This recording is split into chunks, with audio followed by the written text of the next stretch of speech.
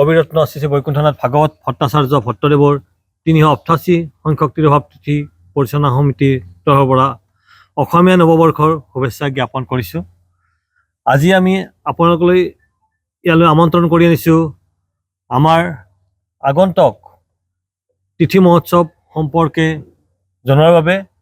আমি ব্যাকুচি সত্ৰৰ সত্যদেৱ মিলন সমিতিৰ অন্তৰ্গত ভট্টদেৱৰ ৩৮৮ সংখ্যক তিথি মহোৎসৱ পৰিচালনা সমিতিয়ে এইবুলিও আমি বৰ্ণাঢ্য আৰু বিস্তৃত কাৰ্যসূচীৰে তিথি মহোৎসৱটি আয়োজন কৰিবলৈ আগবাঢ়িছোঁ।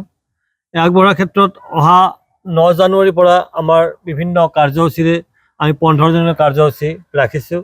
আৰু এই কাৰ্যসূচীসমূহৰ ভিতৰত গুৰুজনাৰ বন্দনা, গুৰুজনাৰ কথা প্ৰসাৰ কৰাৰ বাবে আমি আজিৰ সংবাদমেলখন আয়োজন কৰিছোঁ। মূলতঃ কথা হ'ল, এই তিথি মহোৎসৱত 9 তাৰিখে আমাৰ গণ্ঠ বুলি কোৱা হয়। আমাৰ আচলতে সভাৰ প্ৰস্তুতি আৰম্ভ হৈ গৈছে, বহুখিনি দিশ আগবাঢ়ি গৈছে। ইতিমধ্যে আপোনালোকে নিশ্চয় লক্ষ্য কৰিছে, আমাৰ এই ভট্টদেৱ ক্ষেত্ৰত আমি আমাৰ চাইনা দিয়া কাম আজি ৰাজহুৱাভাৱে সকলো গাঁৱৰ মানুহে আহি, চুবুৰীয়ে হাতীয়ে আহি চাইনা দিলে। সভাৰ এটা আহি গ'ল আমাৰ উৎসুকতা, সকলোৰে আহি মানুহবিলাক আজি কামত ব্যস্ত হৈ গৈছে। আৰু আমি সেইমতে পৰিচালনা সমিতিৰ বিভিন্ন প্ৰস্তুতি লৈছোঁ। 9 জানুৱাৰীত আমাৰ গন্ধৰ উৎসৱ থাকিব। সেইদিনা গন্ধৰ দিনাখন আমি আমাৰ গোসাঁই চাৰিওপিনে বাসুদেৱ বিগ্ৰহ থাকে। আমাৰ সত্ৰৰ বাসুদেৱ বিগ্ৰহ আমি সন্ধিয়া প্ৰদক্ষিণ কৰিম। ঢুলীয়া থাকিব, তাতে ঢুলীয়াৰ দ্বাৰা আমাৰ মহখুলিৰ মা সৰস্বতী ঢুলীয়া থাকিব। মা সৰস্বতী ঢুলীয়া আমাৰ অংশগ্ৰহণ কৰিব।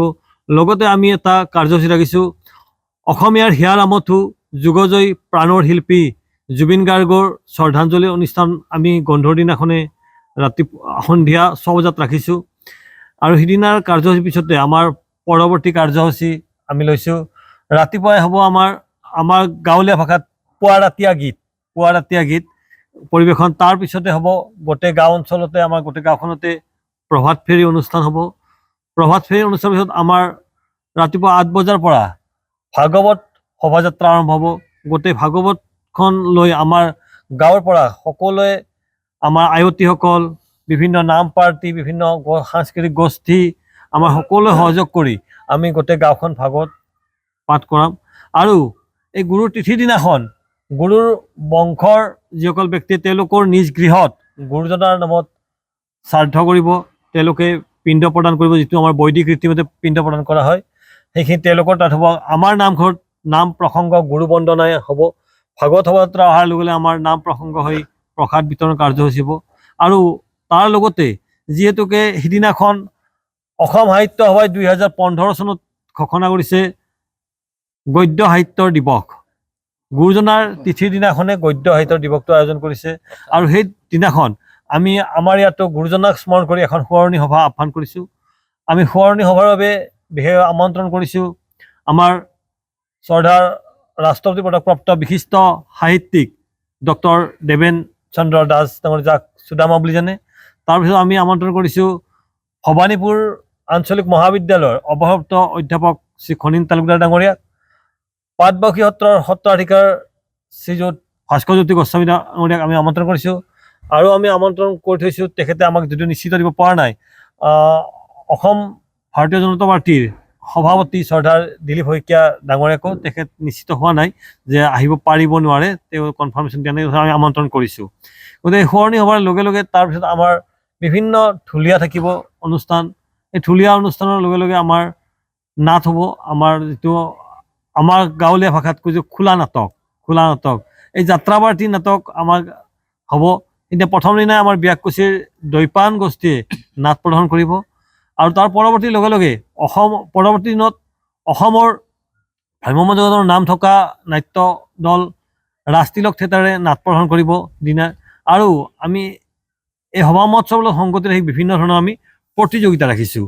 এই প্ৰতিযোগিতাসমূহৰ ভিতৰত ছাত্ৰ ছাত্ৰীসকলৰ বাবে আমি কুইজ প্ৰতিযোগিতা ৰাখিছোঁ। আৰু গুৰুজনাৰ কথা জনাৰ বাবে, সকলোৱে জনাৰ বাবে ভট্টদেৱৰ ওপৰত এটি বক্তৃতা অনুষ্ঠান প্ৰতিযোগিতা কৰি ৰাখিছোঁ। আমি সকলো ব্যাকুচিবাসীৰ অন্তত যে ল'ৰা ছোৱালীখিনিয়ে কিন্তু ভালদৰে জানে, সেইকাৰণে আমি তেনেকুৱা এটা প্ৰয়াস কৰি সমিতিৰ তৰফত তেনেকুৱা অনুষ্ঠান ৰাখিছোঁ। তাৰপিছত আপোনাৰ আমি নাটক প্ৰদৰ্শন হ'ব, ঢুলীয়া থাকিব, সেনেদৰে ঢুলীয়াবিলাক থাকিব, যাত্ৰাপাৰ্টি থাকিব। আৰু তাৰ পৰৱৰ্তী 12 জানুৱাৰীত আমি ৰাখিছোঁ তৰ্ক প্ৰতিযোগিতা ৰাখিছোঁ। সামাজিক মাধ্যম দেশৰ ৰাজনীতিৰ বাবে ইতিবাচক, আমি এই বিষয়টো তৰ্ক প্ৰতিযোগিতাৰ আয়োজন কৰিছোঁ। আৰু সিদিনাৰ লগে লগে ঢুলীয়াও থাকিব। লগতে আমি পোনপ্ৰথমভাৱে ব্যাকুচি সত্ৰবাসীয়ে আমি আন এটি মনোৰঞ্জন লগতে বৌদ্ধিক উৎকৰ্ষ সাধন হোৱা অনুষ্ঠান মুকলি দৰ্শক কুইজ প্ৰতিযোগিতাও আয়োজন কৰিছোঁ সন্ধিয়া 5 বজাত। তাতেও আমি সকলোকে আমন্ত্ৰণ কৰিছোঁ। এনেদৰে আমি অনুষ্ঠান ৰাখি 13 তাৰিখে 28 পৰ দিনা আমি বিভিন্ন ধৰণৰ অনুষ্ঠান ৰাখিছোঁ। শ্ৰদ্ধাৰ আমাৰ ভাৰতৰত্ন অসমীয়াৰ হিয়াৰ আমঠু আনগৰাকী শিল্পীৰ ডক্টৰ ভূপেন হাজৰিকাদেৱৰ ভূপেন্দ্ৰ সংগীত প্ৰতিযোগিতা আমি অসম ভিত্তিতে ৰাখিছোঁ। আৰু লগে লগে আমাৰ সন্ধিয়া ৰাখিছোঁ আমি আমাৰ অসমীয়া গীতৰ আধাৰত সৃজনমূলক নৃত্য প্ৰতিযোগিতা। এই অনুষ্ঠানৰ লগে লগে আৰু যাত্ৰাপাৰ্টি সেইদিনা আছে, আৰু আমাৰ হেৰিও আছে, থিয়েটাৰো আছে ভ্ৰাম্যমাণ দলটিৰ। আৰু 14জনী আমি অনুষ্ঠান ৰাখিছোঁ কিছু পৰিমাণে অসম ভিত্তিত দিহানাম প্ৰতিযোগিতা ৰাতিপুৱাৰ ভাগত ৰাখিছোঁ। আৰু আবেলি আমি সন্ধিয়া আমাৰ সাংস্কৃতিক সন্ধিয়া অনুষ্ঠিত হ'ব। সাংস্কৃতিক সন্ধিয়া অনুষ্ঠান আমাৰ ব্যাকুচি সত্ৰৰে সমন্বয় সাংস্কৃতিক গোষ্ঠী ব্যাকুচি সত্ৰৰ দ্বাৰা আমাৰ বাৰেৰহণীয়া অনুষ্ঠান পৰিৱেশন হ'ব। ব্যাকুচিৰ লোক সংস্কৃতি পৰিৱেশন হ'ব আৰু বৰপেটা সাংস্কৃতিক সমাজৰ অনুষ্ঠানৰ পৰিৱেশন হ'ব। লগতে অসমৰ বৰ্তমান যে জুবিন গাৰ্গৰ গীত হুবহু গোৱা বুলি সকলোৱে জুবিন গাৰ্গ ডাঙৰীয়াই কৈ গৈছে, তেখেতৰ সকলোৱে জানে প্ৰবীণ বৰাৰ গীতৰ শৰাই আছে।